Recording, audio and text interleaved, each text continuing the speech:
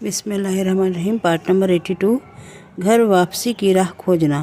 ہم رب کے ساتھ آغاز کرتے ہیں اور ہم لوٹ کر خدا کی جانب ہی جائیں گے۔ ہم نے جنت میں اپنا گھر چھوڑا اور اس زندگی کے ذریعے ایک روحانی سفر کا آغاز کیا۔ ہمارا قطعی مقصد خدا کے ساتھ گھر واپسی کی راہ کھوجنا ہے اور ایک مضبوط قلب کے ساتھ واپس لوٹنا ہے۔ لیکن جوں اس زندگی میں ہمارا سفر آگے بڑھتا ہے، ہمیں ہر طرح کے طوفانوں کا سامنا کرنا پڑتا ہے، اور ان میں سے ہر طوفان اس قابل ہوتا ہے کہ یا تو ہمیں برباد کر دے یا ہمیں ایک ایسے فرد میں بدل دے جو واقعی میں ہم بننا چاہتے ہیں۔ ایکس مین کے مقولوں میں میرا ایک پسندیدہ ترین قول ہے: جب وولورین کو تخلیق کیا جا رہا ہوتا ہے تو اسے بتایا جاتا ہے، ہم تمہیں ناقابل فنا بنانے جا رہے ہیں، لیکن پہلے ہمیں تمہیں تباہ کرنا پڑے گا۔ اس لچک اور نمو کے متعلق کہنے کو کچھ ہے اور صرف ہماری چنوتیوں کے ذریعے وجود پا سکتی ہے، سنتھیا وسیلی لکھتی ہیں، کسی بھی بیج کو اپنے عظیم ترین اظہار تک پہنچنے کے لیے مکمل طور پر تباہ ہونا پڑتا ہے۔ اس کا خول ٹوٹ جاتا ہے، اس کا اندرون باہر نکل آتا ہے اور ہر شے بدل جاتی ہے۔ کسی ایسے کو جو نمو کو نہیں سمجھتا، یہ کامل تباہی دکھائی دے گا۔ ہم سب کی یہ خواہش ہوگی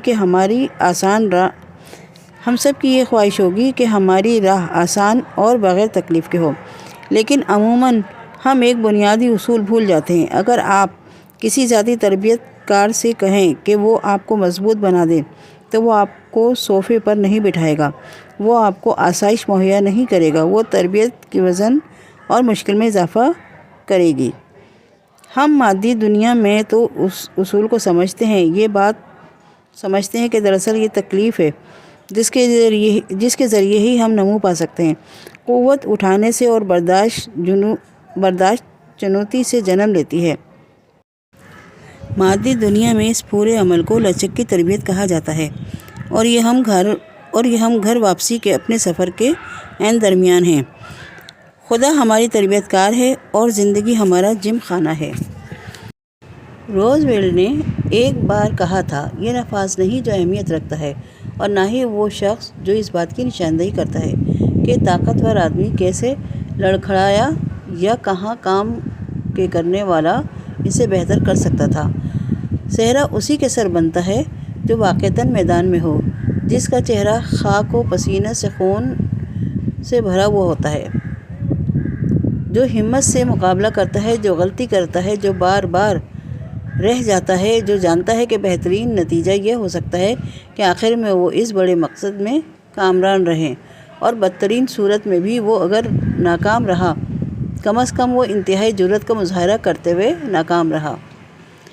ہمیں ایسا ہی ہونا چاہیے۔ میدان میں اترے ہوئے مرد اور عورتیں، وہ جن کے لیے ایسا کرنا ہمیشہ آسان نہیں ہوتا، انہیں یہ سیکھنا پڑتا ہے کہ کیسے انہیں چلتے رہنا ہے، بھلے ہی ان کے آس پاس کی دنیا بند ہی کیوں نہ ہو جائے، کیونکہ بھلے ہی آپ حرکت کرنے کے قابل نہ ہوں، آپ دعا کر سکتے ہیں۔ رب کو بتائیے کہ آپ بھی کوشش کر رہے ہیں، یہ آسان ہو جائے گا، آپ کی تربیت کی جا رہی ہے۔ میری بات کا یقین کیجیے کہ تربیت کئی بار تکلیف دہ ہوتی ہے، اور ہم ہمیشہ ہی زیر تربیت رہتے ہیں، آسانی میں اور مشکل میں، اور کسی ایسے تربیت کار کی شفقت سے زیادہ کیا شے خوبصورت ہو سکتی ہے جو آپ سے کمال کی توقع نہ رکھتا ہو۔ اپنی زندگیوں میں آنے والی چوٹیوں کے حوالے سے کمال پانے کی دھن میں ہم اپنے سفر کا مقصد مکمل طور پر بھلا بیٹھتے ہیں۔ مقصد ہوتا ہے کاوش کرنا، پھسلنا، خون بہانا، رگڑ کھانا اور ٹوٹنا، اور پھر دوبارہ اٹھ کھڑے ہونا، اس لیے نہیں کہ آپ طاقتور ہیں، بلکہ اس لیے کہ وہ ہے کیونکہ آپ کا مقصد ہے۔ آپ جس کی کھوج میں ہیں، اگر وہ خوبصورت ہے تو آپ خوبصورت بن جائیں گے۔ آپ جس کی کھوج میں ہیں، وہ اگر طاقتور ہے تو آپ طاقتور بن جائیں گے۔ لیکن اگر آپ خود میں یا اپنے سفر میں کمال کی کھوج میں پڑ گئے تو آپ ہر خالی چوٹی کے ساتھ اپنی امید سے محروم ہو جائیں گے۔ نہ تو یہ سفر کامل ہے اور نہ ہی مسافر، لیکن نمونہ یہی ہے، یہ ویسا ہی ہے جیسا ہونا چاہیے تھا۔ یہ اس لیے ایسا بنایا گیا ہے کہ مسافر چلتا رہے، کھوج کرتا رہے، کوشش کرتا رہے اور امید قائم رکھے۔ خدا ہم سب کو آنے کو کہتا ہے، جو پہاڑی کی چوٹی پر ہیں، جو وادی میں ہیں، وہ جن کی ہڈیاں ٹوٹی ہوئی ہیں اور جن کے گھٹنوں کی چمڑی اڑ چکی ہے۔ خدا ہم سب کو چاہتا ہے، باوجود اپنی ٹوٹ پھوٹ کے مسافر کو کسی صورت رکنا نہیں ہے، کیونکہ جہاں سفر اور مسافر کامل نہیں، منزل ہے، اور یہ وہ چیز ہے جو آپ کو سفر میں رکھتی ہے، حتیٰ کہ جب آپ سب اسے ترک کر دینا چاہتے ہیں۔ بی بی ہاجرہ ایک بار نہیں بھاگی، انہیں شروع میں ہی نتائج نظر نہیں آ گئے۔ آپ 7 بار صفا مروہ کے مابین دوڑیں، نتیجہ 7ویں بار کے بعد دکھائی دیا، لیکن پہلے 6 چکروں کے بارے میں کیا وہ فالتو کاوشیں تھیں؟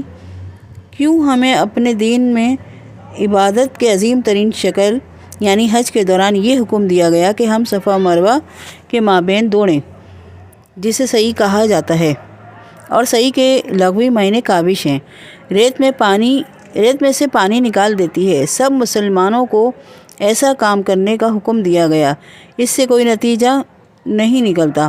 اس عمل کو مقصد بنا کر اللہ سبحانہ تعالیٰ ہمیں سکھاتا ہے کہ عمل بجائے خود عبادت ہے، نتیجہ عبادت نہیں ہے۔ حج و عمرہ کا بہت زیادہ ثواب ہے، اور کوئی حج و عمرہ اس وقت تک مکمل نہیں ہو سکتا جب تک صحیح نہ کی جائے۔ لہٰذا بی بی ہاجرہ کے عمل کی نہ کہ نتیجے کی پیروی کرنے کا ہمیں بے شمار اجر ملتا ہے۔